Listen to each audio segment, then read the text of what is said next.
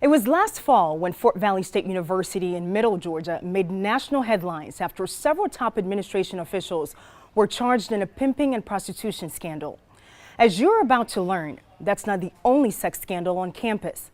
Our months-long investigation unravels a decade of sexual misconduct allegations against a university police sergeant.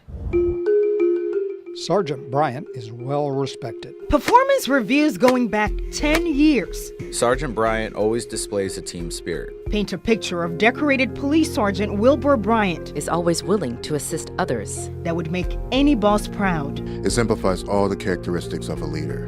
By all appearances, the veteran police officer is highly regarded on the Fort Valley State University campus. He exhibits outstanding customer service. Exceeds expectations. He was part of the university president's security detail and in charge of the school's fire safety program. That's how Shanae Hall's 18-year-old daughter told her she first saw Sergeant Bryant.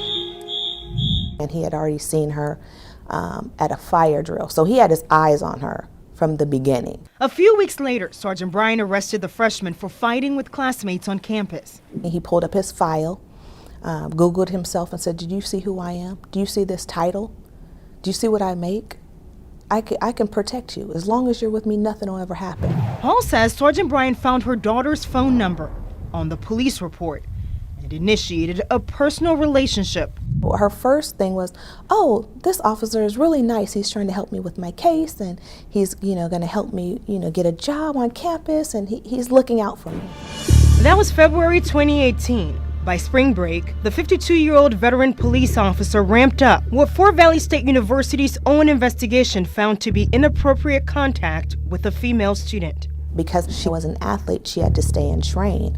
All the other students are gone. So he goes up, swipes his badge to get into the dorm facility, and then comes up to her room. Then he knocked on the door, invited himself in, and just started explaining, that they basically should be a couple, and, what he can offer. Sergeant Bryant was still in full uniform, service weapon by his side, when according to court documents, he allowed himself into Hall's daughter's dorm room without permission. The university refuses to release the video showing Bryant walking in. When she was sitting down on her bed, she said he walked over and her feet were crossed, and he put his penis on her feet. That's when he came in and was like trying to get a kiss. What do? Do you run?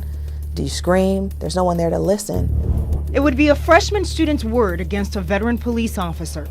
So Hall's daughter decided to record the phone calls. Everybody now, you got some freak inside of them. You just gotta find a way to pull it out of them. That's Sergeant Bryant on the phone with the 18-year-old freshman. Why can't I satisfy you in that area? To make love to you would be great. This goes on for about an hour. When you walked in my office, something told you this man important. Yeah.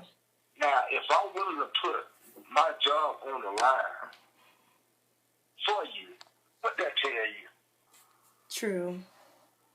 That tell you that I'm really into you. It's not a joke. It's just like coming to your room. Number one, you got cameras on the hallway, so if you go back and pull the camera, they see what room I went to. You follow me? The good thing is she had the wherewithal to understand that this person's not trying to protect you. This person's not trying to help you. He's trying to sleep with you, period. And she was smart enough to pick up her phone and record the conversation. You follow me?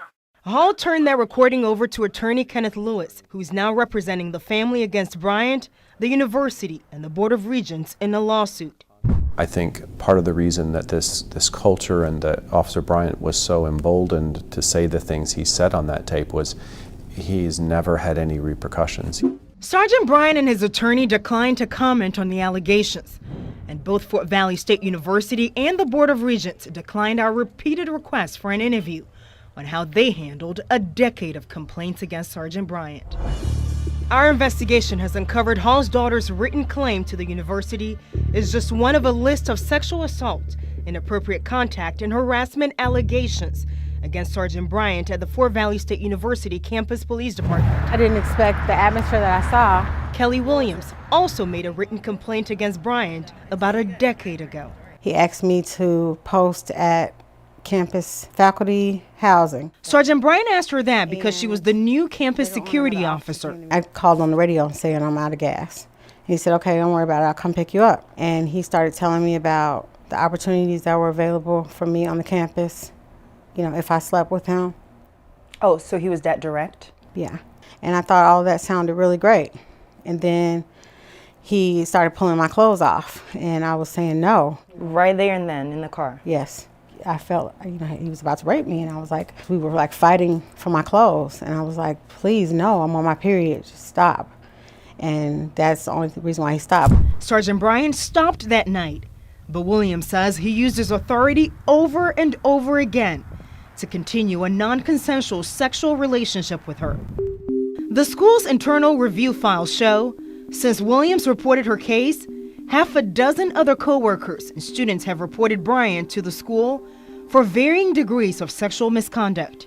I think any one of them would get you or I fired, just one. And there were 8.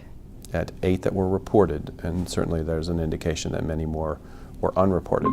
None of the sexual misconduct complaints against Sergeant Bryant were ever mentioned in his annual reviews.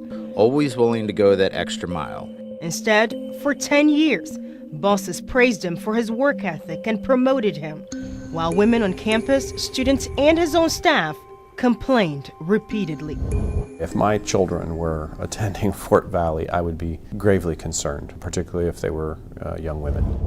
Why does Officer Bryant get 7 years or a decade before my daughter is the one that comes forward and says, this is enough? Like, why does it take so many voices to scream so loud before anybody hears anything?